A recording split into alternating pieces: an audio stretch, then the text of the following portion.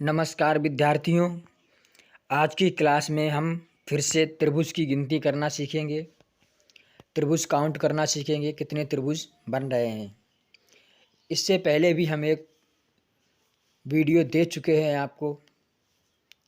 मैं निवेदन करता हूं, यदि आपने वो वीडियो नहीं देखी है तो प्लीज़ उसे देखें, क्योंकि आसान चीज़ें समझ लेने से हमारी तैयारी पूरी नहीं हो जाती है। कुछ कठिन कॉन्सेप्ट के साथ आज फिर उपस्थित हूँ और आज फिर आपको कुछ कठिन कॉन्सेप्ट सिखाएंगे जो एग्ज़ाम में बनते ही बनते हैं। हमको देखना यह होता है कि आधार में इसका कितना पार्ट हो रहा है। आधार में जितने भी पार्टीशन बनते हैं उन्हीं को काउंट करके हम त्रिभुज की संख्या को ज्ञात करते हैं। पहले त्रिभुज के लिए ये हमारा आधार है, इसमें ये हमारा पहला है और ये हमारा दूसरा है। अब हम इन दोनों को जोड़ देंगे तो 2 और 1 कुल हो जाएंगे 3। यहाँ पे हमें 3 त्रिभुज मिल रहे हैं।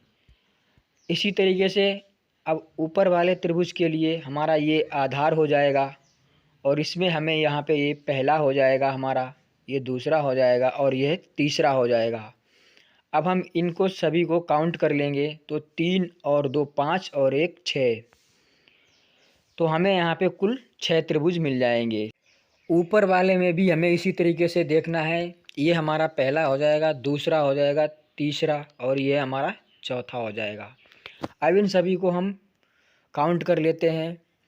1 और 2 3 हो जाएगा और 3 6 हो जाएगा और 4 10 हो जाएगा। कुल हमें यहाँ पे 10 त्रिभुज मिल रहे हैं।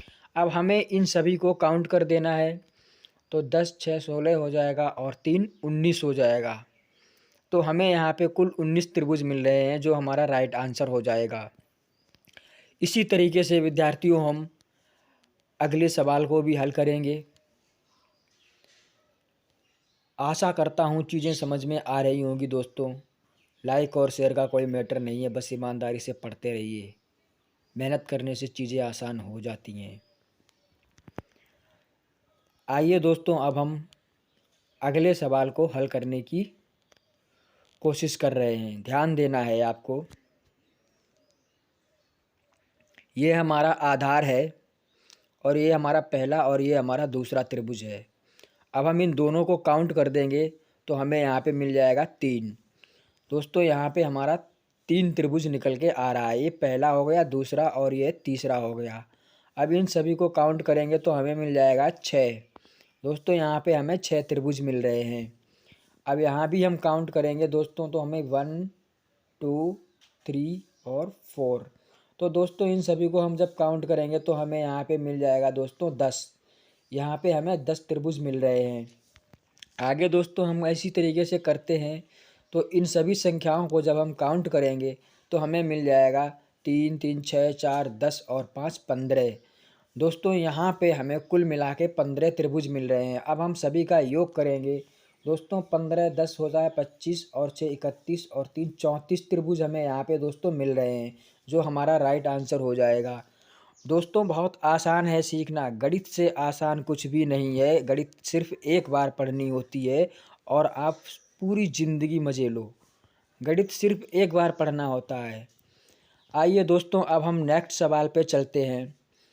अगला हमारा त्रिभुज है, इसमें हमें त्रिभुज काउंट करने हैं, त्रिभुजों की संख्या कितनी बन रही है।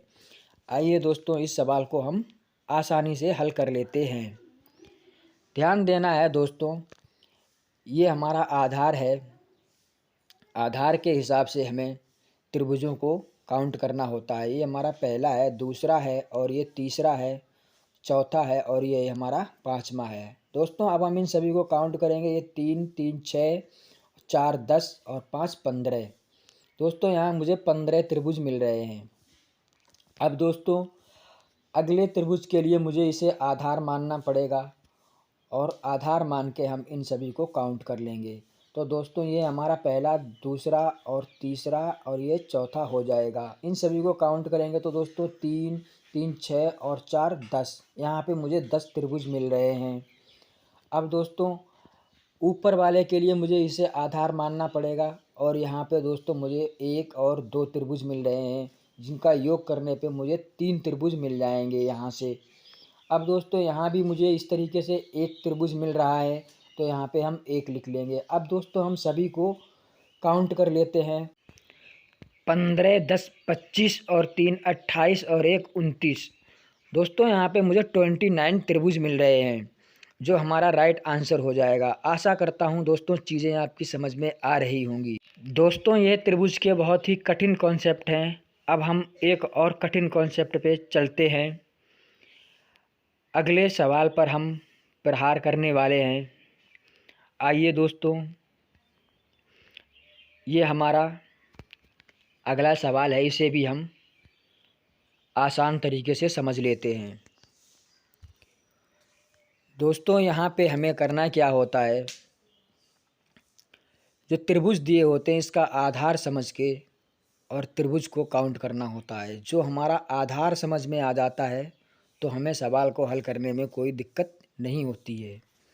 तो दोस्तों इसे हम आधार मान लेंगे और इसे आधार मान के हम त्रिभुज, यहाँ एक हमें और आधार मिल जाएगा, तो हम त्रिभुज को काउंट करेंगे 1, 2 और 3।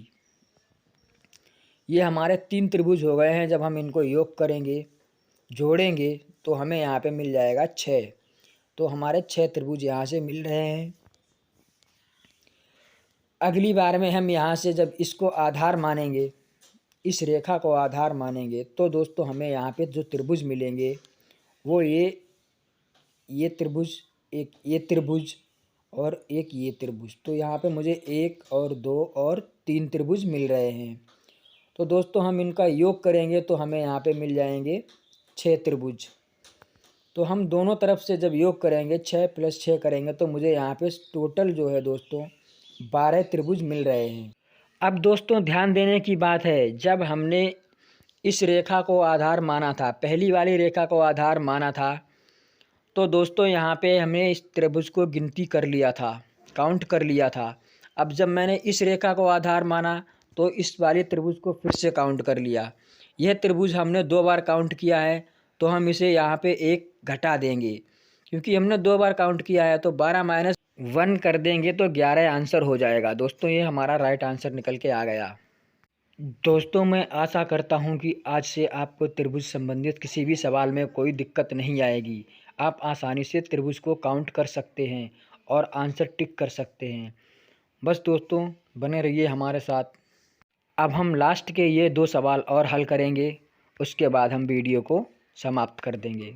विद्यार्थियों कठिन कॉन्सेप्ट है, थोड़ा ध्यान देने की आवश्यकता है। सेम प्रोसेस रहेगा, उसी तरीके से हमें हल करना है। ये हमारे यहाँ पे 6 त्रिभुज मिल रहे हैं और अगली रेखा को जब हम आधार मानेंगे तो यहाँ भी हमारा वही 1, 2 और 3, यहाँ भी हमें 6 त्रिभुज मिल रहे हैं। अब दोस्तों इस रेखा को जब हम आधार मानेंगे तो यहाँ भी हमें 1, 2, 3 कुल मिला के 6 त्रिभुज यहाँ भी हमें मिल रहे हैं। अब दोस्तों जब हम इधर वाली रेखा को जब आधार मानेंगे, ये भी तो हमारा आधार है, तब मुझे यहाँ पे 1, 2 और 3, यहाँ भी मुझे 6 त्रिभुज मिल रहे हैं। यहाँ भी मुझे 6 त्रिभुज मिल रहे हैं। और जब हम इस रेखा को आधार मानेंगे तो यहाँ भी हमें 6 त्रिभुज मिल जाएंगे। अब दोस्तों हम इसे काउंट करते हैं, दोनों साइड में देखते हैं। यहाँ भी मुझे 18 त्रिभुज मिल रहे हैं और यहाँ भी मुझे 18 त्रिभुज मिल रहे हैं। काउंट करेंगे, योग करेंगे तो 36 हो जाएंगे। दोस्तों हमें कुल मिला के यहाँ से 36 त्रिभुज मिल रहे हैं। लेकिन जिन त्रिभुजों को हमने 2-2 बार काउंट किया है, उन सभी में से मुझे 1-1 माइनस करना पड़ेगा। जिनको भी हमने डबल काउंट किया है उनमें से हम एक घटाएंगे। यहाँ पे हम देखते हैं कि मुझे कुल जो त्रिभुज मिले हैं वो 36 मिले हैं। 1 2 3 4 5 6 7 8 9। अब 9 ऐसे त्रिभुज मिल रहे हैं जिन्हें हमने दोबारा काउंट किया था, जो रिपीट हुए थे। अब 36 में से हम 9 को घटा देंगे। जब 36 से हम 9 माइनस करेंगे तो हमें कितना मिल जाएगा? 27, यानी कि 27 मिल जाएगा। अब हमारे पास दोस्तों कुल त्रिभुज जो है 27 निकल के आ रहे हैं। त्रिभुजों की कुल संख्या 27 है, जो आपका राइट आंसर है। आशा करता हूँ चीज़ें समझ में आई होंगी दोस्तों। अगर चीज़ें समझ में आ रही हैं तो लाइक और शेयर का कोई मैटर नहीं करता है, बस सब्सक्राइब कर लो चैनल को इस बेस पे कि हमारा नोटिफिकेशन आपको मिलता रहे। Thank you for watching video. मिलते हैं नेक्स्ट वीडियो में। और हाँ, चलते चलते इतना ज़रूर ध्यान रखना, एक सवाल आपके लिए होमवर्क है। इस सवाल को हल करके अपना आंसर ज़रूर कमेंट करें। प्रिय विद्यार्थियों, यदि आप सवाल का आंसर कमेंट करते हैं तो आपके भविष्य के लिए बहुत ही अच्छा होगा।